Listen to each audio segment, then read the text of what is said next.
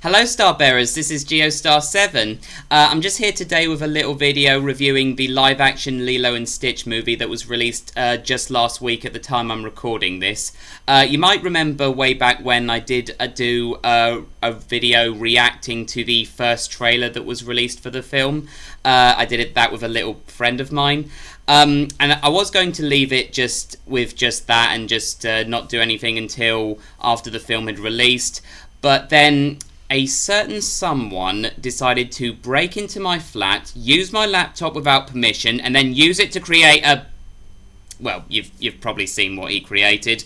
But anyway, so I thought to myself, well, I might as well do something to commemorate the release of the movie as well. So I'm just here to give you my thoughts and opinions on the new live-action Lilo and Stitch movie. And just to warn you guys, I will be giving away some minor spoilers for the film as I'm talking about it. So if you haven't seen it for yourself, then just come back to this video after you've gone to see it, just so you're not spoiled on anything. Yeah, but anyway, this is a film that I've really been looking forward to. Like, ever since they revealed that they were doing a live-action Lilo and Stitch back at the D23 Expo, and they revealed Stitch's new CGI look, I was really looking forward to it. Like, the CGI on him looked so good, and I was really anticipating it. In fact, I think quite a few people as well were also anticipating this movie, because they thought from what they were seeing that potentially, like from the trailer, this could potentially be a live-action Disney remake that was done right. And because, you know, Disney live-action remakes, they don't have the best reputation in the world. I mean, just take a look at Snow White, for example, like as a recent example of that. Like, the backlash for that movie was unbelievably bad. But you know, for me personally, I don't find the live-action remakes to be that bad, if I'm being honest. Like, the ones I've seen, I find that they're okay. Like, no, there's no doubt that they do change quite a lot of things that would make people upset. Like, especially in the Snow White movie, like, there were things that I did enjoy about it. There were also things I didn't enjoy so much about it. Like the Queen's song. That song she sang was just absolutely ridiculous. It's almost like the song in Mufasa where the villain lion sings "Bye bye, bye bye." Like, that was just so ridiculous. That was such a ridiculous villain song. And the same thing with the evil queen in Snow White with this version. But at the same time, I did like other things, like the new update on the song Hi Ho, where they added in those new lyrics. I think they just made it a lot more entertaining with those differences. But anyway, basically what I'm saying is that, like, I'm not one of those people who outwardly hate the Disney live-action remakes. You know, when I go to see them, even when I went to see Snow White, I thought it was okay. It was passable. Like, they're never going to live up to, you know, they're never going to live up to the originals. Like, that's pretty much never going to happen. But I do find that they're okay when you go to see them. And that's really how I felt about when I went to see Lilo and Stitch as well. But as I said, going into the Lilo and Stitch live-action movie, I had a lot of high hopes for it. Like, the CGI in it looked really promising. And even the actors had a lot of potential as well. Like, honestly, I don't think they made a single bad casting choice here. Like, obviously, you have Chris Saunders as Stitch. You have... I hope I pronounced this right. Maya Keola as Lilo. You have Sydney Ogundong as Nani. Courtney B. Vance as Cobra Bubbles. And even get some other ones as well. Like Nani's original voice actor, Tia Carey, plays a new character called Mrs. Kikoka. And Mrs. Hasagawa's voice actor even comes back to play a new character as well. And so, yeah, like, I was really impressed from the trailers by just how well they were portraying the characters. It really did look promising.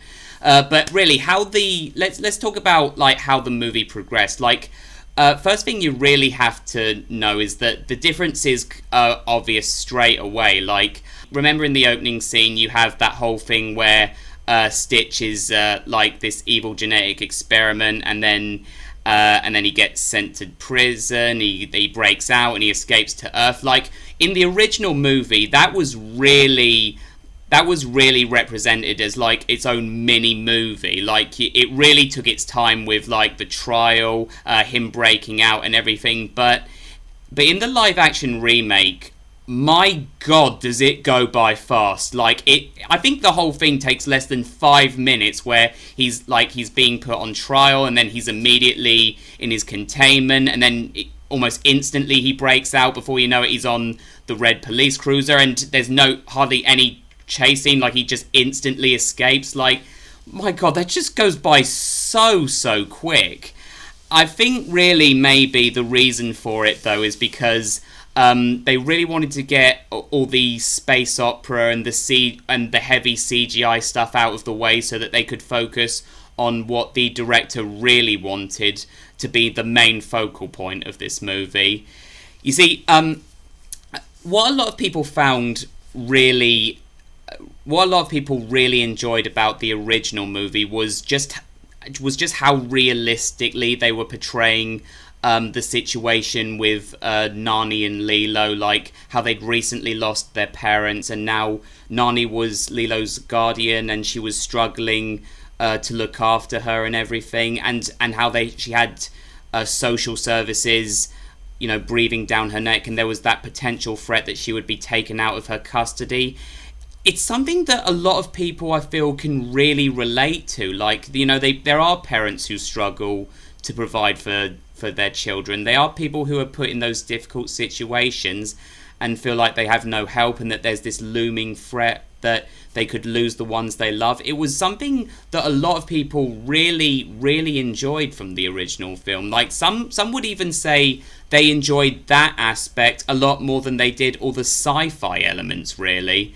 And in the live action remake, they really delve a lot deeper into that and how they're presenting it. Like, they're not just showing like the impact it has on Lilo, but even Nani is given a bit more depth in this. Like, what we don't realize from the original movie is just that, Nani's at an age where she would have had a lot of plans and dreams and ambitions at her age. Like, it's explained in this movie how, she was a champion surfer, and she had dreams of becoming a marine biologist, and she was all set to go to her dream college in order to study for that. But because of the death of her parents, she's had to give that up. She's made Lilo her top priority. She's given up on going to college. She has to, she feels she has to be there for her. She has to provide for her. She's had to really just suddenly grow up and like be a provider and be the one working, it's really tough. Like you really feel for her, the way they present it. We can see how everything that's going on really has an impact on her. Like when Lilo just throws her tantrums and everything. Like, why, she's just trying to look after Lilo, and she's just making things so much harder for her, and you do feel for her a lot more when she loses her job and she can't get another one. And like, you can understand what she's must be going through when she has all this stressful things going on right now with her and Lilo, and then all of a sudden Stitch comes into their lives and he starts causing more chaos and more havoc. Like that, it's almost like you almost feel bad for her that he's arrived, because like it adds a whole lot more havoc to her life. Like, how can she deal with this on top of everything that's going on as well? But through it all, it is still made clear that as much as Lilo gets on her nerves or something, like, she's the only family that she has, and she doesn't want to lose her. She wants to do what's best for her, and she just can't stay angry at her. She really wants to do what's best for her. Like, there's some points where she even feels like maybe it's best if she does go along with the social services and gives up custody of her. And that's actually another thing as well. Like, I will say this: Cobra Bubbles is still in this movie, but his role's changed a little bit. Like, he doesn't start out as the social worker. We actually see more of him as a CIA agent. Like, when Stitch first lands on Earth, he's there investigating it, and it's only later that he comes in as an undercover social worker. But yeah, but the social worker who they have, who by the way is actually played by Nani's original voice actor, she's she shows a lot of sympathy towards Nani. Like, although she's doing her job, like, she tries to do what she can to give Nani the help that she can. Like, she advises her on what she can do to make things better for herself and potentially not lose Lilo to social services. Like, she wants to, she genuinely feels sympathy towards her and wants to help her and her sister have a better situation and not have to resort to having to take Lilo away. But even when we get to that scene where she says it's probably for the best that they do take her, like, she explains it to her in like a really meaningful and reassuring way. Like she makes it clear that she wants to do this so that Nani can sort her life out and then therefore like be able to support Lilo a little bit better. Like, it's really believable stuff. Really, it's really portrayed well, and it really helps with the actors that they got to play the characters as well.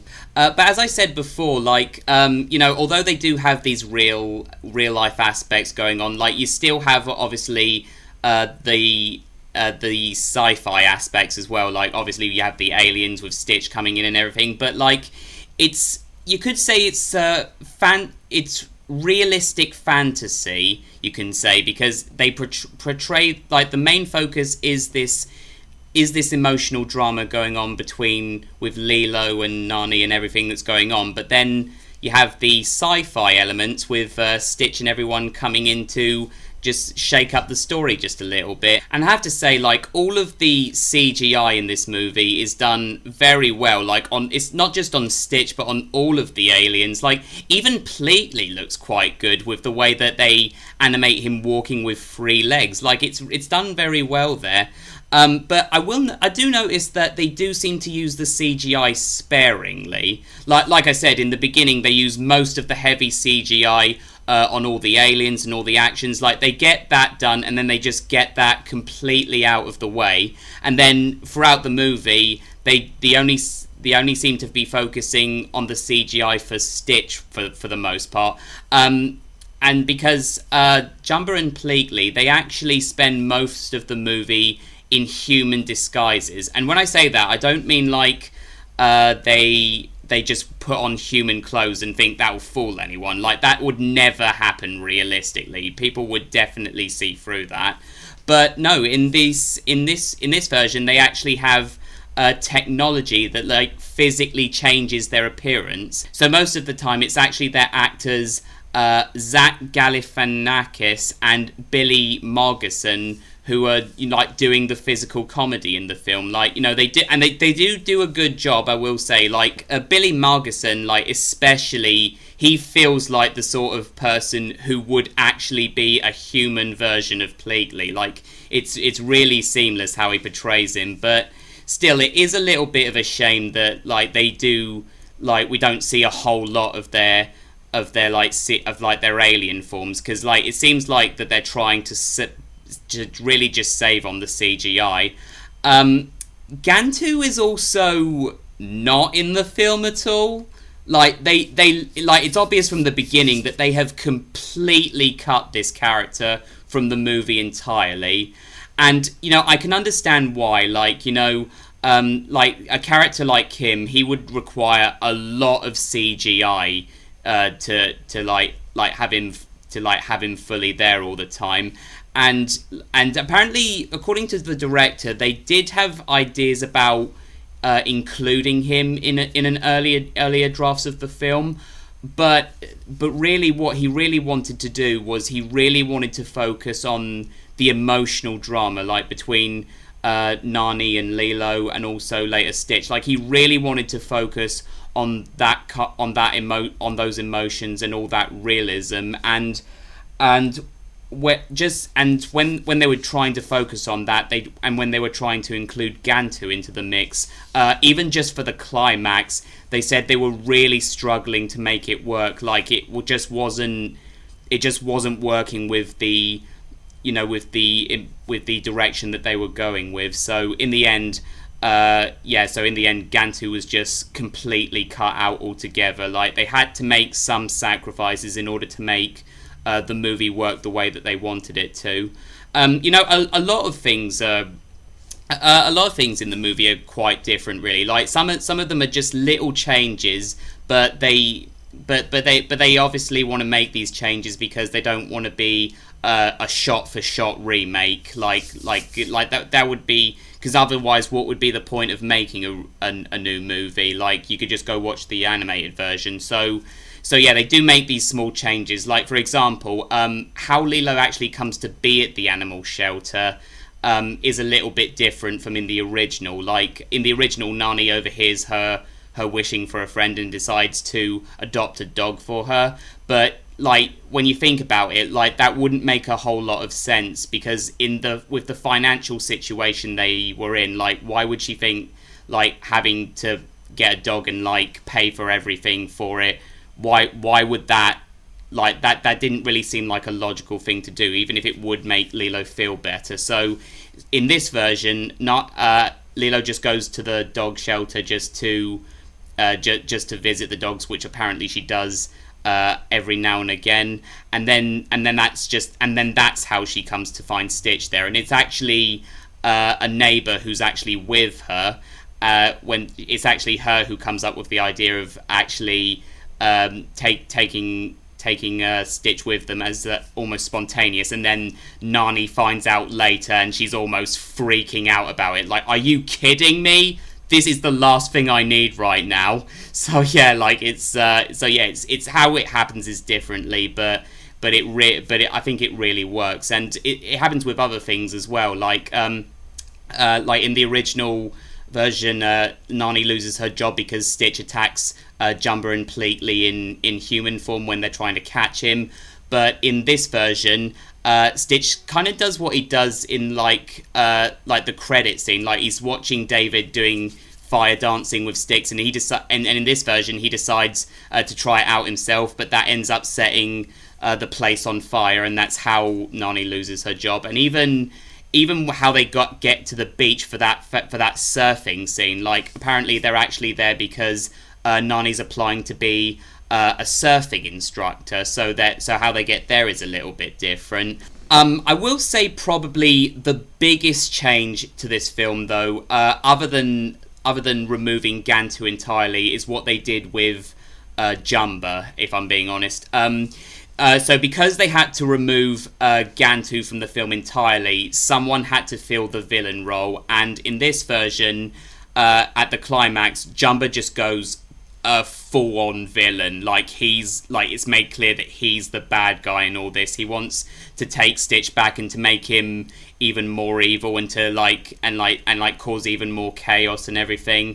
He's the bad guy who they're having to overcome in the climax. And that definitely causes a lot of continuity issues, like with literally all other Stitch media, like in Lilo and Stitch the series, and in all the other subsequent movies. Like we all know that originally Jumba was did come to the good side along with Pleatley, and they ended up becoming friends of the family, and they stay on Earth and they carry on with all that. But yeah, no, in this version, Jumba's the bad guy. They have to defeat him. He gets taken away at the end, and in the end it's just Pleatley who stays with everyone on Earth. And and it's kind of weird seeing that happen with Jumba. It's almost like I don't know if any of you have read the Twisted Tales books, where they reimagine some of the Disney classics with like what if scenarios, like what if Cinderella never tried on the glass slipper, and like in that one specifically, they tried to portray the Grand Duke as being the villain of the Cinderella story, and I was like, like, I mean, with the personality he had in the animated movie, is like, come on, that's just stretching things too far. Like, there is no way this guy could possibly be the villain. Like, that's just, it just doesn't make sense. Like, it would have been better just to create a new character to fill the villain role, if I'm being honest. But yeah, and but the other thing that I find with Jumba is that, you know, as much as Zach Galifianakis, if that's how you say it, as much as he, you know, I can understand him giving his own take, but he just does not feel like Jumba at all. Like, he doesn't even try to imitate his deep Russian accent. Like, you don't see him talking like this, opening door, and like he does not even try to imitate that. It's just, you know, it was really distracting. Like, it's nothing against him as an actor. Like, he did do well, like, when he's in his human form and everything, but like when he's actually as Jumba, like it just doesn't feel like he's the same character, if I'm being honest. Like, he just sounds and acts a lot too differently for my tastes. And yeah, there's other things, like, another thing is that I don't feel like the climax was as action-packed as it was before. Like, because in the original it was two spaceships going against each other, flying around the city, and obviously without, you know, well, not the city, like mountain range and everything, but like, but yeah, like they cut all that. It's just one spaceship. You only have Jumba.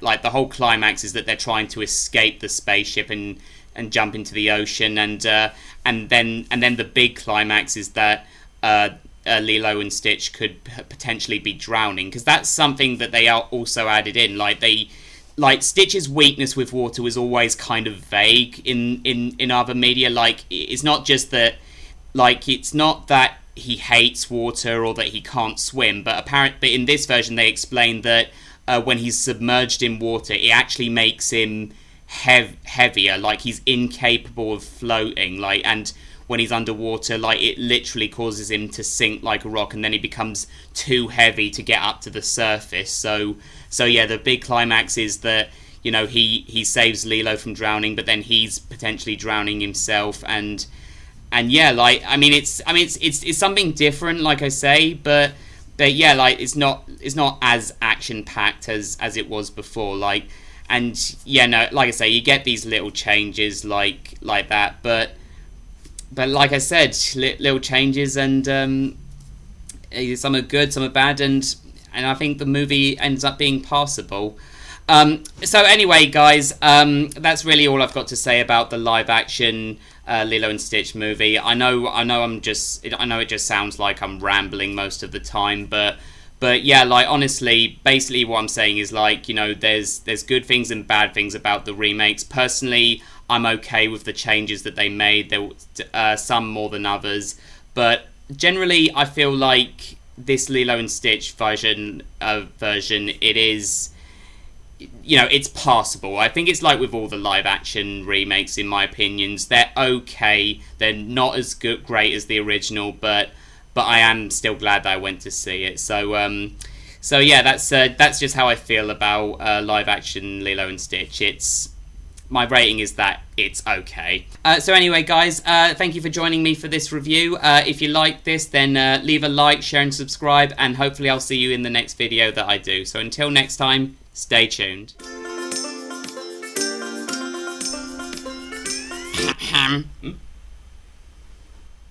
hello, Stitch. What are you doing here? Stitch? Passable. Okay. Stitch? Greatest movie Stitch, ever! that's an opinion.